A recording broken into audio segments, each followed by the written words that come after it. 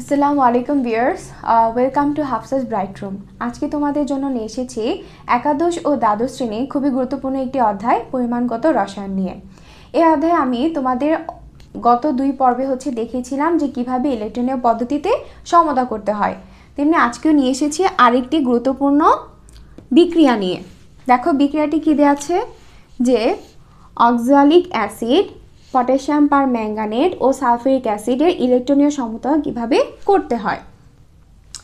তাহলে একটু খেয়াল করো। তো ফার্স্টে আমাকে আইডেন্টিফাই করতে হবে কার জারণ ঘটে আর কার বিজারণ ঘটে। তাহলে আমরা জানি অক্সালিক অ্যাসিডের কী ঘটে, জারণ, আর পটাশিয়াম পার ম্যাঙ্গানেটের বিজারণ। তাহলে জাস্ট আমাকে এই অংশটা লিখে দিতে হবে। তাহলে কি আছে, অক্সালেট আয়ন C2O4 2- দুইটা ইলেকট্রন ত্যাগ করে দুই অণু কার্বন ডাইঅক্সাইড তৈরি করে। আর ম্যাঙ্গানেট আয়ন 5টা ইলেকট্রন গ্রহণ করে ম্যাঙ্গানিজ আয়নে পরিণত হবে। ঠিক আছে, তারপর আমাকে খেয়াল রাখতে হবে যে বিজারণে কারো অক্সিজেন থাকলে সমসংখ্যক পানিও তৈরি হয়। অক্সিজেন 4টি আছে, তাই হবে 4 অণু পানি। আর হাইড্রোজেন আছে 8টা, সেই জন্য এখানে আমাকে 8টা হাইড্রোজেন আয়ন দিয়ে দিতে হবে সমতার জন্য। কারণ এই পাশে হাইড্রোজেন এসেছে কোথা থেকে, এখান থেকে। ঠিক আছে, যে অক্সিজেন 4টা, পানিও 4টা, হাইড্রোজেন 8টা, এখানে 8টা হাইড্রোজেন আয়ন। এখন দেখো, তো আমি কি বলেছিলাম, ইলেকট্রন সংখ্যা কাটাকাটি করতে হবে। তাহলে এটা যদি আমি সমীকরণ 1 দিই আর এটা 2, দেখো তো দুইটা ইলেকট্রন, এখানে 5টা ইলেকট্রন, 2 এর সাথে 5 গুণ করলে 10, আবার 5 এর সাথে 2 গুণ করলে 10, 10 যদি হয় তাহলে কিন্তু কাটাকাটি হয়ে যায়। তাহলে আমি লিখব 1 নং সমীকরণের সাথে আমি 5 গুণ করব। 1 গুণ 5 2 গুণ 2 হতে পাই। তাহলে 5 যদি গুণ করি তাহলে 5টা অক্সালেট আয়ন, তারপর 10টি ইলেকট্রন, 10 অণু কার্বন ডাই অক্সাইড। ঠিক আছে, 2 দিয়ে যদি গুণ করি ম্যাঙ্গানেট আয়ন, 10টি ইলেকট্রন, 2 দ্বারা গুণ করছি। হ্যাঁ, তাহলে এখানে আসে 16টা হাইড্রোজেন আয়ন, এখানে আসে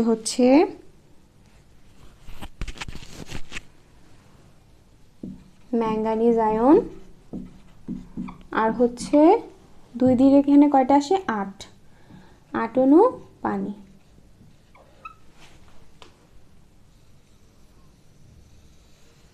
তারপর দেখো এখানে কি করব, এই 10 কাটা চলে যাবে।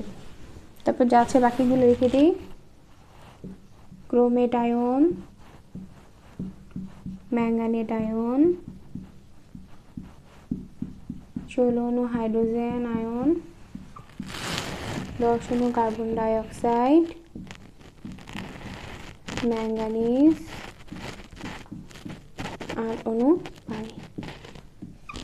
জাস্ট লিখে দিলাম। হ্যাঁ, এখন আমাকে কি করতে হবে, যাদেরকে আমি বাদ দিচ্ছি সেটা আবার পুনরায় লিখতে হবে, তাই না? তাহলে দেখো এখানে আমার অক্সালেট আয়ন আছে, 2টা হাইড্রোজেন আমাকে দিতে হবে। তাহলে এখানে কত আসে, 5 অণু অক্সালিক অ্যাসিড। তারপর এখানে কে ছিল, আবার কে অ্যাড করতে হবে, KMnO4।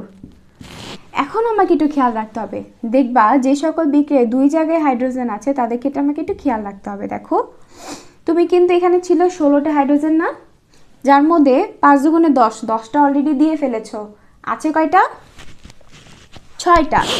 তো এখন তোমাকে এটা 16টা কাউন্ট করা যাবে না, কাউন্ট করতে হবে 6টা, কারণ তুমি 10টা অলরেডি দিয়েছো। হ্যাঁ, তো 6টার মধ্যে আবার কি করতে হবে, তো সাপোজ ধরে নাও তোমার কাছে এখন আছে 6টা হাইড্রোজেন। হ্যাঁ, তো 6টা হাইড্রোজেনের মধ্যে এখানে 2টা অলরেডি আছে, আর কত দিলে 6টা হয়, 3টা।